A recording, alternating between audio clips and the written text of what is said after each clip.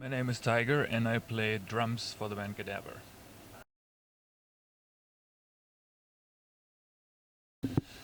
I'm doing pretty good. I'm a little tired because it's, what time is it? 6? That's most of the time when I just had my dinner and it's sleeping time.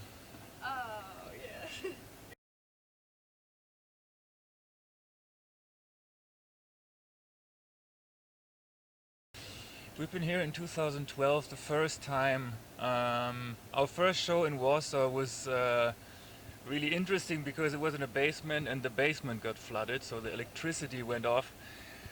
Uh, but since the first time we've been to Poland, the people were always very nice. Like whenever we hang out at the bar after the show, like always got in touch with some nice people who were telling us stories, and it's comfortable to hang out after the show in Poland for sure.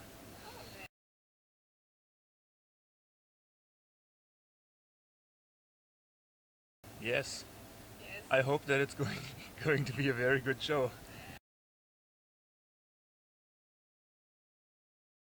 It's my spirit animal. It was there's actually not a big story behind it, and we never tried to make one up. We wanted to have a German name that was like not something like the whatever, but just a single word. And after we tried to think about it 1 or 2 nights and had a few bottle of wines, this is what was left in the end.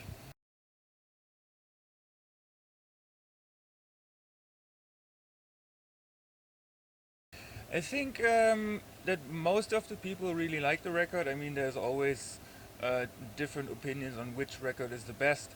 A lot of people still like the first record the most, but I think also we got a lot of new fans with this record who particularly like the rock attitude and the freshness of it, and maybe just also people who see the evolution from the first to the second to the third record, who appreciated that we just didn't repeat ourselves all the time and try to do something new. And I think a lot of people get that vibe that's on the record. It's just like this freshness and the good feelings that we had when we were writing and recording that record. And I think that's what it's all about.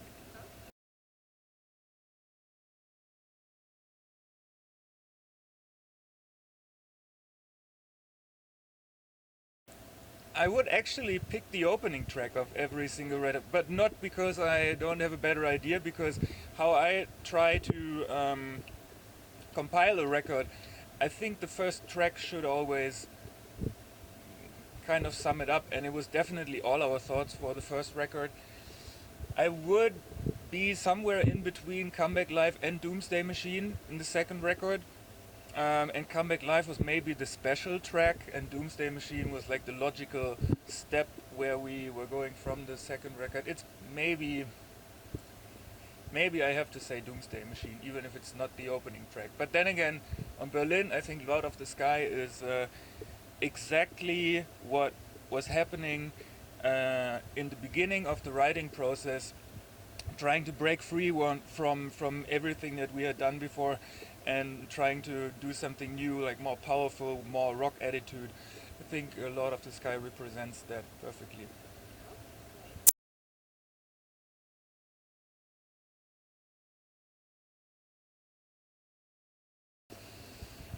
I think The Old Man is a track that kind of like, you ask yourself the question, what's gonna happen when you die? What will be left from you? Um, uh, you see old people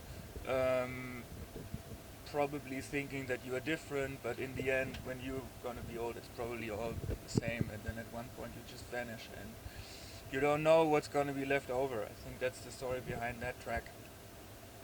Last Living Dinosaur is a track about people you leave behind, people who you actually don't want to take the effort to change them because you can't, because they are ignorant, and this somehow put in the context of, I don't know, the metaphor of the dinosaurs.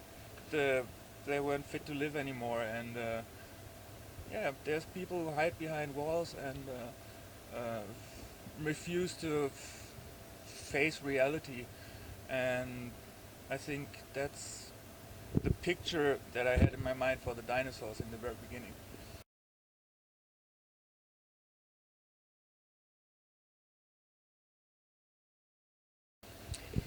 So the story behind Come Back Live is basically that we had this first American tour booked, and we didn't manage to get our working visas on time, which we needed because we didn't want to take the risk to like not have the proper visas and then you can get banned from the United States. We still wanted to tour there, so we decided to cancel that tour because we didn't have another choice. But we still wanted to go. We had the South by Southwest booked, which we could play with the ESTA visa, like the normal tourist visa. And as we had our flights booked already, we just said, fuck it, let's do a road trip and like stay there for a month and explore the country a little bit after South by Southwest. And the video has actually been shot in places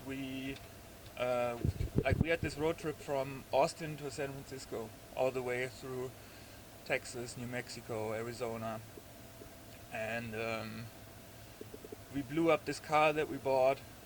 So we almost canceled the whole thing because we spent $4,000 on this old '64 Ford Galaxy, which was such a beautiful car, and then 10 minutes after we bought this car, the engine blew up and we were fucked basically. But we somehow managed to just rent a car in a ghost town in Texas, so that's where most of the car scenes are shot. But it was actually just reflecting the road trip. Yeah.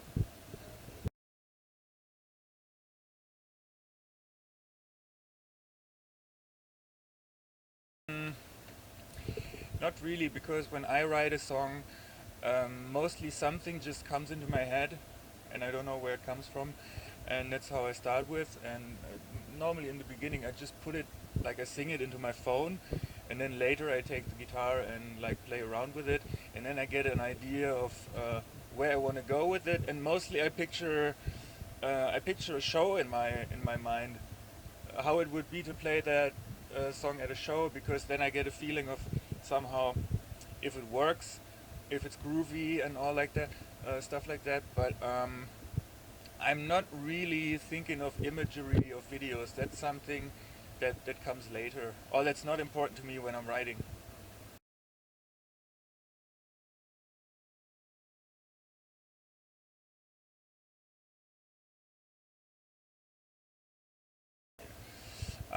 It's interesting because I have to say that I love Black Sabbath and I love Pentagram, and I think it's somehow it's okay that we get compared to them, but also over all the years, I think some people take it a little too easy of just always like dropping the names and not really thinking about if we might have a different idea of what our music is than just trying to sound like each of these bands. Like especially the first record is heavily influenced by Black Sabbath because that's what I was hearing at the time, and probably what the others were also hearing. But as a band you try to progress and you try to do something else with each record and have another vision. And I think all these comparisons kind of put the fact down that you are just trying to do what pleases yourself, and that has nothing to do with another band. A comparison cannot like really match the idea of the record. It's just a comparison, and people somehow take that fact too easy, I think.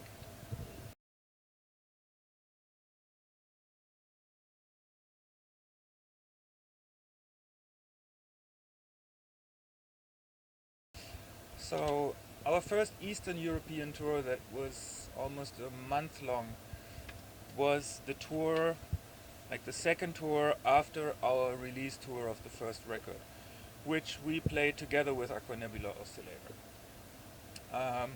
And we became close friends, especially with Simon. and we asked him if he wanted to drive the next tour, because I think he was looking to get out of Paris. And so yeah, we recruited him as a driver, and that somehow resulted in the wish that we should just collaborate together, the two bands. At that time, Simon was still playing with them, and we had the idea of just do a record and cover a song of each other and have this big jam session, which is found on the B and the D side, where we just all play together in my studio and recorded about 2 hours, and just took the best 20 minutes for that. Like it was just a funny idea in the beginning, but I think it was an important thing for us because we liked the band a lot and we kind of looked up to them. And I was very honored to have them in my studio, and just like we never worked together with a band like so intensely, and that was a very good memory.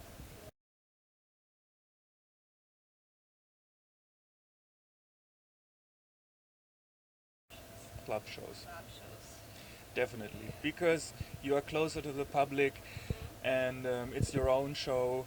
Festivals are good to get new people, like to introduce yourself, and of course, like, and it's important, and I like to play festivals, but there's no question, club shows are way better. Thanks for having me.